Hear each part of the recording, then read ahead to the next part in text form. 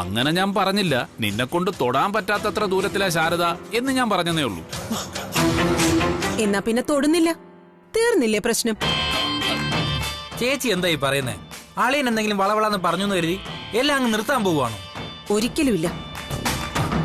നിർത്തിക്കളഞ്ഞാ പിന്നെ അത് രാജേശ്വരിയുടെ മരണമല്ലേടാ. പക്ഷേ ഇപ്പൊ നിന്റെ അളിയൻ പറഞ്ഞതിലൊരു കാര്യമുണ്ട്. ഇതുവരെ നമ്മൾ പൊയ്ക്കൊണ്ടിരുന്ന റൂട്ടിൽ ഒരു പിഴവുണ്ടായിരുന്നു. അതുകൊണ്ട് എല്ലാം പൊളിഞ്ഞ് പാളീസായത്. ജയിക്കണമെങ്കിൽ റൂട്ടൊന്ന് മാറ്റിപ്പിടിക്കണം. മാറ്റിപ്പിടിച്ചേ പറ്റൂ. ചേച്ചിയുടെ മനസ്സിലെന്താ? അത് മനസ്സിലായില്ല. സിമ്പിൾ. നമ്മൾ ഇതുവരെ ടാർഗറ്റ് ചെയ്തോണ്ടിരുന്നത് ശാരദയെ അല്ലെങ്കിൽ ശാലിനിയെ. രണ്ടുപേരും രണ്ട് രീതിയിൽ ശക്തരാ. ഒരാള് ജനസ്വാധീനം കൊണ്ടും മറ്റേയാള് മനോബലം കൊണ്ടും. അത് രണ്ടും പൊളിഞ്ഞു വീഴണമെങ്കിൽ ശാരദയുടെ വീട്ടിലൊരു ദുരന്തം നടക്കണം. മരണമല്ല, മാനക്കേടെന്ന ദുരന്തം. അത് നടക്കേണ്ടത് ആ വീട്ടിലെ പെൺകുട്ടികളിൽ ഒരാൾക്ക്, ശാലിനിക്കല്ല. ശാലിനിക്കല്ലേ? അപ്പൊ പിന്നെ ആ വീട്ടിൽ വേറെ ഉണ്ടല്ലോടാ രണ്ട് പെൺകുട്ടികൾ. അതിൽ ഒരാൾക്ക് തട്ടുകേട് പറ്റിയാലും ശാരദ ഇപ്പോഴുണ്ടാക്കി വെച്ചിരിക്കുന്ന ചീട്ടുകൊട്ടാരം പൊളിയും ഉറപ്പല്ലേ? ശാരികയും ശ്യാമയും. അതെ, അതിൽ മൂത്തവള ഇനി ഈ രാജേശ്വരിയുടെ ടാർഗറ്റ്, ശാരിക.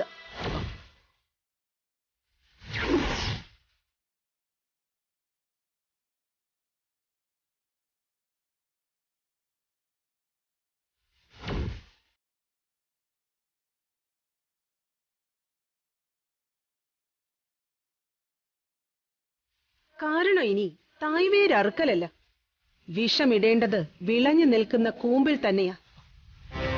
ആ വിഷം താഴേക്ക് കിനിഞ്ഞിറങ്ങുമ്പോ തായ്വേരടക്കമുള്ള തടി ചീഞ്ഞോളും. പിന്നെ കുടുംബശ്രീ ശാരദ വെറും പാഴ, നശിക്കാനുള്ള വെറും പാഴ്മരം.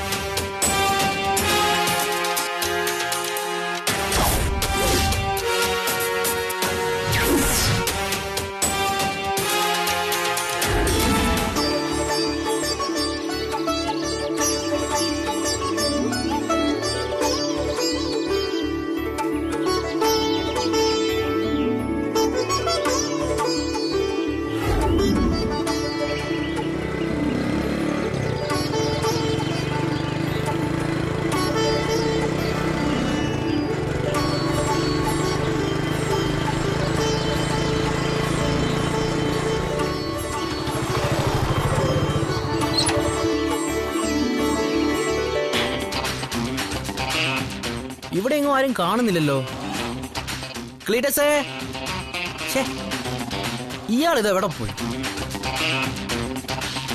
അയാളെ കള്ളും കുടിച്ചിട്ട് വല്ല റബ്ബർ മരത്തിന്റെ മൂട്ടിലും കിടന്ന് ഉറങ്ങുകയായിരിക്കും. വല്ല കാര്യം ഉണ്ടായിരുന്നു? ആശ റബ്ബർ എസ്റ്റേറ്റിന്റെ നടുവിലെ താമസിക്കുന്നതെന്ന് നീ തള്ളാൻ പോയത് കൊണ്ടല്ലേ? വെറുതെ മെനക്കെടുത്താൻ വേണ്ടിട്ട്. പച്ച ജീവനോടെ ഇരിക്കുന്ന ആശാന്റെ അമ്മ മരിച്ചുപോയെന്ന് വരെ നീ കള്ളം പറഞ്ഞു, വൃത്തികെട്ടവൻ. വെറുതെ എന്റെ മേത്ത് കുതിര കയറാൻ വരല്ലേ? ആശാനെ എല്ലാ അബദ്ധത്തിലും കൊണ്ട് ചാടിക്കുന്നത് നീയാ. ഒരേ തള്ളലായിരുന്നല്ലോ. നിന്നെയും കൊണ്ടിറങ്ങിയ ആശാന് ഭയങ്കര ഐശ്വര്യാണെന്ന്. ഇപ്പൊ കാണാം നമുക്ക് ഐശ്വര്യം എന്താണെന്ന്. ഓ ആയിക്കോട്ടെ, കാണാം നമുക്ക്. ആഹാ, ദാ ക്ലീറ്റസ് എത്തിയല്ലോ. ഹായ്.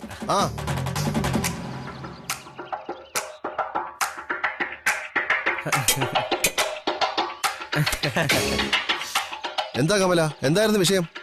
അതെ ക്ലീറ്റസേ, ഇന്നൊരു ദിവസത്തേക്ക് ഈ ഷെഡും ചുറ്റുമുള്ള എസ്റ്റേറ്റും ഞങ്ങൾ അങ്ങ് വാടകയ്ക്ക് എടുക്കുക. വാടകയ്ക്കോ? എന്ന് വെച്ചാ ഇന്നൊരു ദിവസത്തേക്ക് ഇതൊന്നും നിങ്ങളുടേതല്ല, ഞങ്ങളുടെ വിഷ്ണു ആശാന്റേതാക്കാനാ ഉദ്ദേശം. വിഷ്ണു ആശാന് വേണ്ടിയാണെങ്കിൽ ഒരു വർഷത്തേക്ക് നിങ്ങൾ അങ്ങ് എടുത്തു. ഞങ്ങൾക്ക് ഒരു വിരോധമില്ല. ഒരു ദിവസത്തേക്ക് മതി. ആശാന് വലിയൊരു എസ്റ്റേറ്റും നടുവിലൊരു ഷെഡും ഒക്കെ ഉണ്ടെന്ന് അബദ്ധത്തിൽ ഒരു പെൺകുട്ടിയോടൊന്ന് പറഞ്ഞുപോയി. ലവാ? എന്നാ ആജീവനകത്ത് നിങ്ങൾ അങ്ങ് എടുത്തു, ഫ്രീ. അതെ, ഇതിങ്ങനെ വെറുതെ ഇട്ടാ മാത്രം പോരാ, ചെറിയൊരു സെറ്റപ്പും കൂടി ഉണ്ടാക്കണം. സെറ്റപ്പോ? ആശാൻ ഈ എസ്റ്റേറ്റ് നോക്കി നടത്തുന്ന ഒരു കൊച്ചു ബുദ്ധിജീവി, നമ്മൾ അവിടെ അധ്വാനിക്കുന്ന ഒരു തൊഴിലാളി വർഗവും. ക്ലീറ്റസേ, ഞങ്ങൾ കൊടുക്കാൻ 2 കൈലി എടുക്കാനുണ്ടാകോ ഇവിടെ?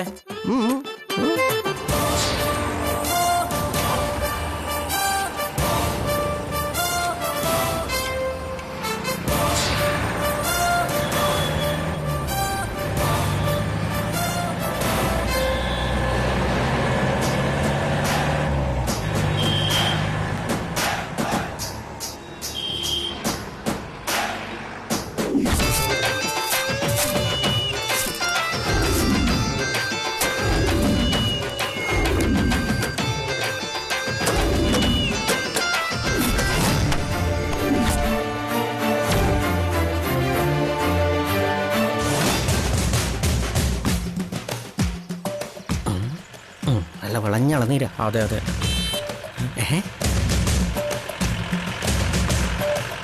ദേടാ ആശാന് എടുത്തേമേം വന്നു. Alert alert. ക്ലീറ്റസേ, ഇതൊന്ന് പിടിച്ചേ.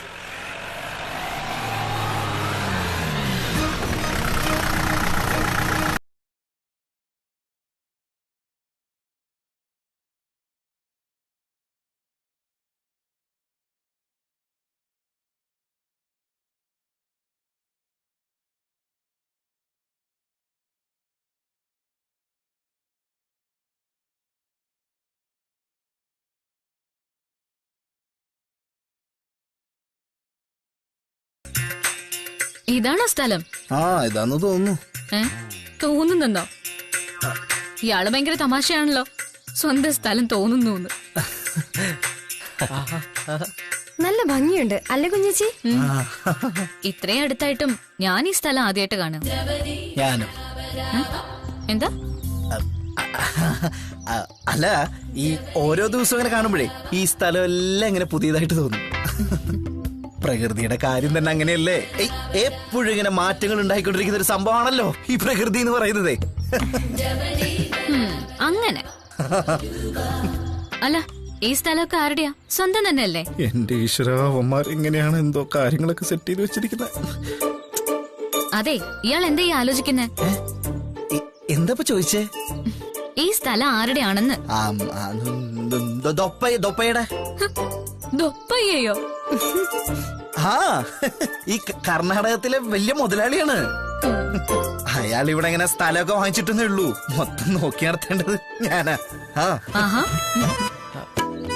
എടാ, ആശാൻ എന്തോ ആശയക്കുഴപ്പമുണ്ട്. നമുക്ക് അങ്ങോട്ട് ചെല്ലാം. വാ വാ. എന്റെ ഈശ്വര, അവന്മാരിനി എന്തു പറയാവോ? രണ്ടുപേരും പറയുന്നത് മാറിപ്പോവാതിരുന്നാ മതിയായിരുന്നു. ആശാനെ രക്ഷപ്പെട്ടു. വരൂ വരൂ വരൂ.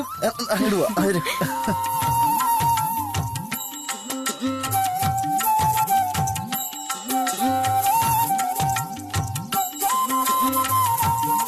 ആഹാ, അതിനിടയ്ക്ക് നിങ്ങൾ ഇങ്ങ് എത്തിയല്ലേ?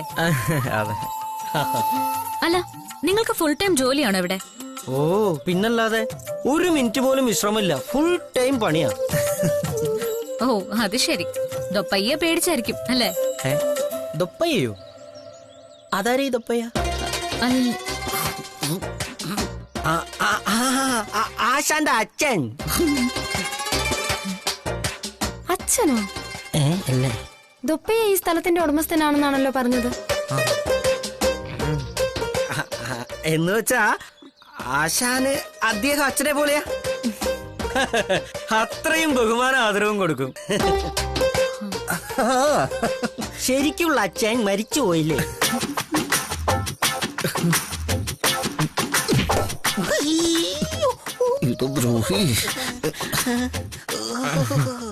എന്താണ് ഉറുമ്പ് അടിച്ചാ? ശരിക്കും.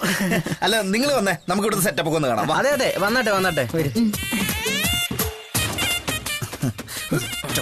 ഞാൻ എന്ത് ചെയ്യും?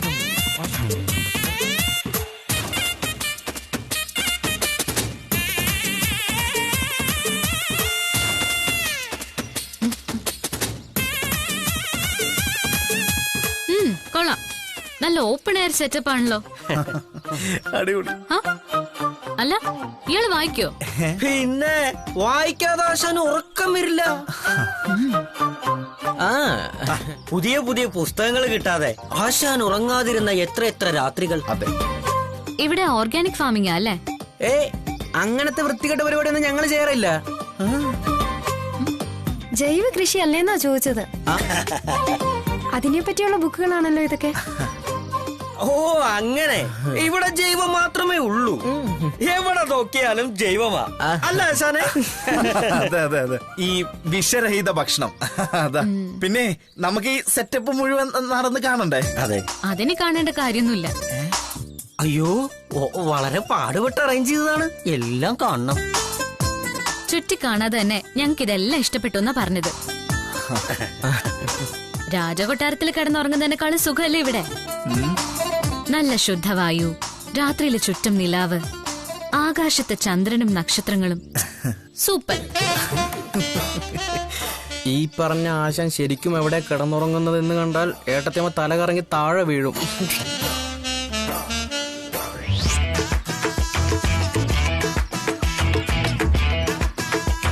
അല്ല അതെന്താ കുപ്പി? അയ്യോ, നിങ്ങള് കുടിക്കോ? ഞാനൊന്നല്ലോ എല്ലാം വൃത്തിയാക്കിട്ട് നിന്റെ ഉണ്ടക്കണ്ട ഇത് പെട്ടില്ലടാ. പെട്ടിരുന്ന് അതിപ്പോ കാലി. എങ്ങനെയെങ്കിലും ആശാനെ ഒന്ന് രക്ഷിക്കടാ, അല്ലെങ്കിൽ ചെയ്തതെല്ലാം വേസ്റ്റ്. ആശാന്റെ പ്രേമവും പൊട്ടിപ്പോകും. അത് കുടിക്കാൻ പറ്റില്ല. പിന്നെ വെള്ളവും സോഡയും മിക്സ് ചെയ്താൽ കുടിക്കാം.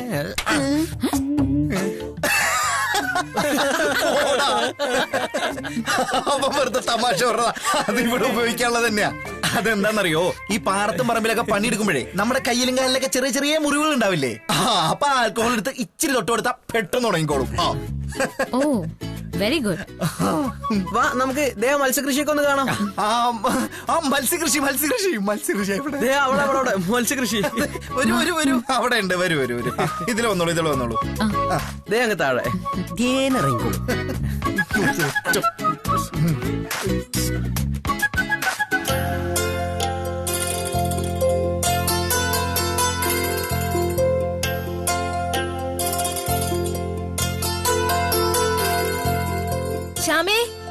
ശ്യാമേ, ശ്യാമയില്ലേ ഇവിടെ?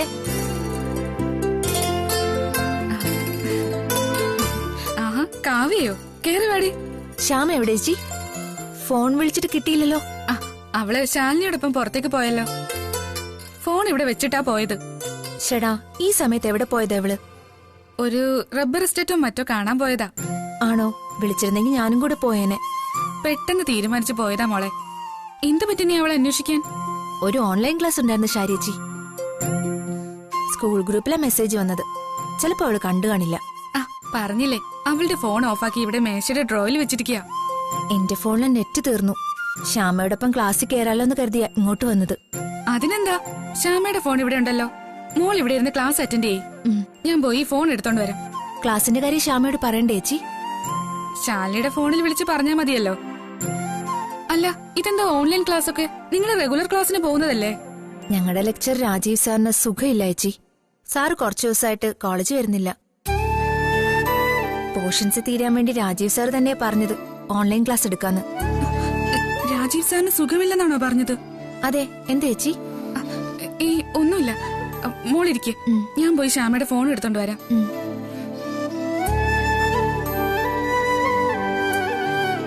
സാറിന് വീണ്ടും സുഖമില്ലാതായോ? എന്തു പറ്റിയോ എന്തോ? പാവം, ഒന്ന് കാണാൻ പറ്റിയിരുന്നെങ്കിൽ.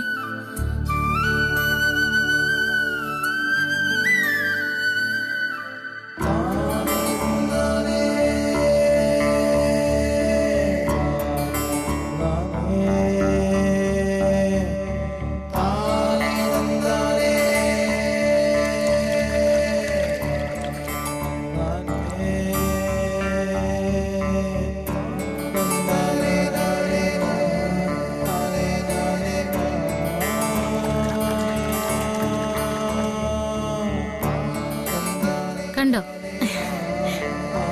നല്ല ഭംഗിയല്ലേ? എന്തു വലിയ മീന്. അല്ല, നിങ്ങൾ രണ്ടുപേരും നിന്ന് ക്ഷീണിച്ചല്ലേ? ഇനിയിപ്പോ എന്തെങ്കിലും കുടിക്കാടുക്കാം. അയ്യോ, കുടിക്കാനൊന്നും വേണ്ട. ചേച്ചിക്ക് വേണ്ടെങ്കിൽ വേണ്ട, എനിക്ക് വേണം. എല്ലാം റെഡി ആയിരിക്കുക, കുടിച്ചാ മാത്രം മതി. ക്ലീറ്റസേ, എന്തോ ദാ വരുന്നു.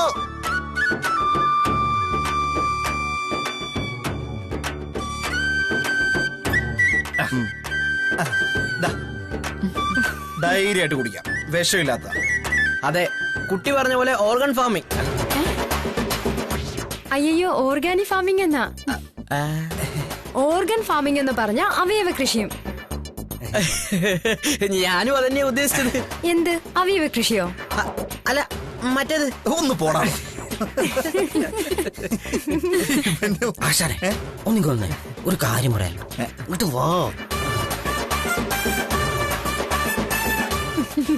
അതെ, ഇതാണ് പറ്റിയ അവസരം. ഇപ്പൊ പറഞ്ഞോണം കാര്യങ്ങള്. എന്ത് കുന്തം മദാമെ കണ്ടപ്പോ വീണ്ടും കവാത്ത് മറക്കല്ലേ. എന്റെ ആശാനെ ഏട്ടത്തിയമ്മയോടുള്ള ഇഷ്ടം പറയണമെന്ന്. അതെ ആശാനെ, ഇതാ ഏറ്റവും പറ്റിയ സന്ദർഭം. ചുറ്റും കുളിർമയുള്ള കാഴ്ചകൾ, സുഗന്ധം വീശുന്ന കാറ്റ്, മനസ്സ് പ്രസന്നമാകുന്ന അന്തരീക്ഷം. നായകന് നായികയോടുള്ള പ്രണയം പറയാൻ ഇതിലും നല്ലൊരു ലൊക്കേഷൻ എവിടെ കിട്ടാനാ? എനിക്ക് തോന്നുന്നത് ദൈവം ഇത് ആശാന് വേണ്ടി ഒരുക്കി തന്ന സന്ദർഭമാണെന്നാ. എടാ, അതിനവളുടെ അനിയത്തി കൂടെ തന്നെ നടക്കില്ലേ? പിന്നെ എങ്ങനെയാ? ദൈവത്തിന് ഇത്രയൊക്കെ അറേഞ്ച് ചെയ്ത് തരാൻ പറ്റുമെങ്കിൽ അതിനൊരു വഴി ഉണ്ടാക്കി തരും ആശാന.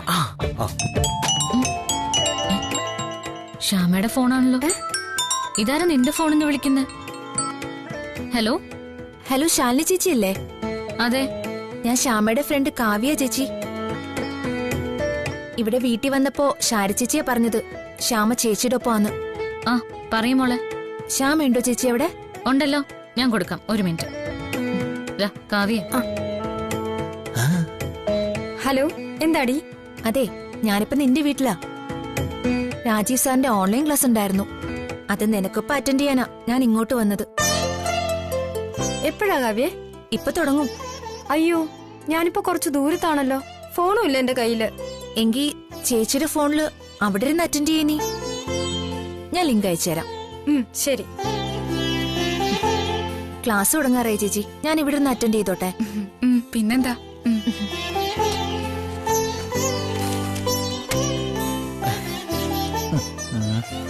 ഓൺലൈൻ ക്ലാസ് ഉണ്ട് കുഞ്ഞേച്ചി, ഞാൻ എന്ത് ചെയ്യും? അയ്യോ, ഇനി എന്താ ചെയ്യാ? ഞാൻ അറ്റൻഡ് ചെയ്യട്ടെ? അല്ല, അതിന് എന്റെ ഫോണിൽ നെറ്റ് ഇല്ലല്ലോ. എന്റെ ഫോണിലുണ്ട്, ഞാനത് ഷെയർ ചെയ്യോ. എന്നാ കുഞ്ഞേച്ചി ഒന്ന് ചുറ്റിയടിച്ചിട്ട് വാ, അപ്പോഴേക്കും ക്ലാസ് കഴിയും. ഒരമണിക്കൂർ. ശരി. ആശാനെ, ഞാൻ പറഞ്ഞില്ലേ ദൈവം ഒരു അവസരം ഒരുക്കുമെന്ന്.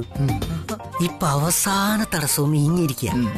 ഇത്രയും നല്ല സിറ്റുവേഷനിൽ നിങ്ങൾ രണ്ടാളും മാത്രം തനിച്ചുള്ളപ്പോ പറയാൻ പറ്റിയില്ലെങ്കിൽ പിന്നെ ഒരിക്കലും പറയാൻ പറ്റില്ല.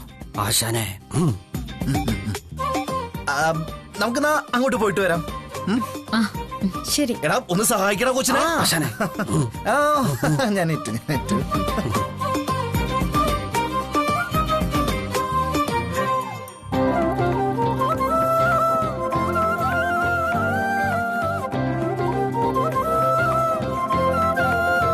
Hotspot on ആക്കൂ.